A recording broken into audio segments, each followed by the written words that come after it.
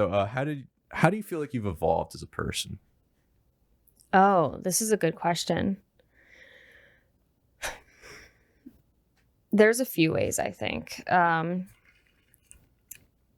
One thing is and I would give this advice to everyone out there, know your worth, and and then also add tax to that. Seriously, like know your worth, because it's okay when you're starting out, like, to do things for free and to do favors while you have another means of income, so you're not like spreading yourself too thin. But eventually, like, you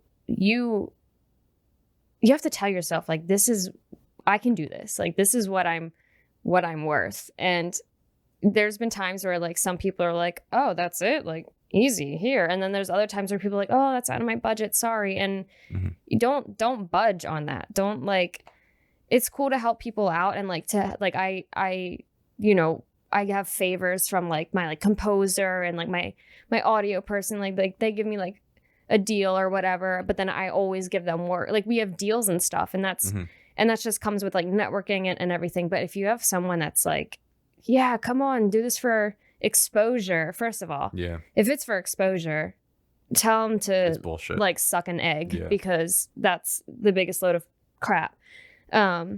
Exposure is not going to pay your rent. It's not going to pay your bills. It's not going to put food on the table. But yeah, a lot of people think that like that they can't make money in the film industry. And I mean, you can. You just have to know, it's not a hobby. Know what you're worth. Yeah, just if your day rate is like $500 a day, don't make it $0 a day and exposure. Like, it's literally my rate. $0 a day and exposure. No, 500. Oh. Yeah, I have like an hourly rate, and then I just kind of go from there. But it's definitely increasing. No, it's actually, I have a half day rate. It's $250, not $250. But no, it's but like, if there's a project that I'm like, I get it, like they can't, like, and I can work on it, and I'm, I realize, this is something I want to work on. Like that last one I did, right? It was volunteer. But I was if you love the script, I mean, the film I'm going away for, like, I gave them like a discounted price, but I, like, when I read the script, I was like, this is great. Like, I loved the script. I identified with the characters. It was very well written. And for a feature, I was like, cool, like, I'll do it for a discounted rate. I mean, it's still enough that I'll be able to pay all my bills, but I'm not going to be like making bank on this film.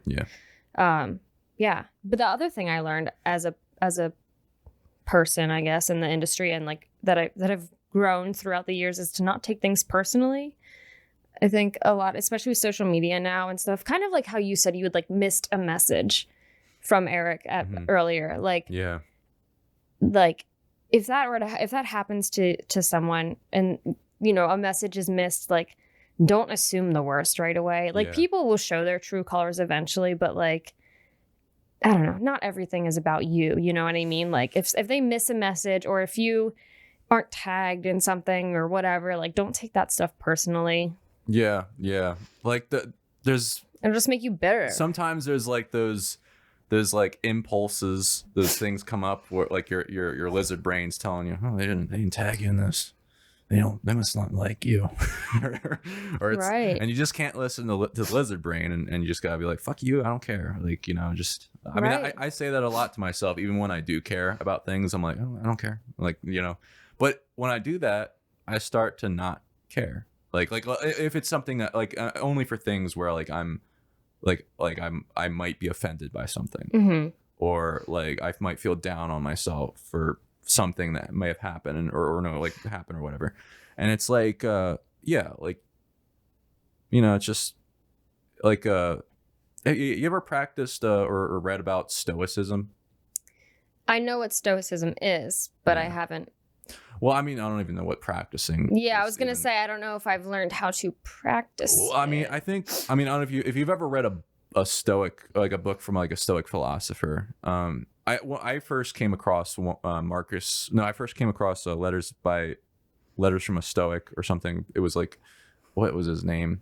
I'm already forgetting. But it was like letters to like this pupil of his, and they were all very he was, I can't remember his name, but I'll jump to the other book. My favorite book is like Meditations by Marcus Aurelius.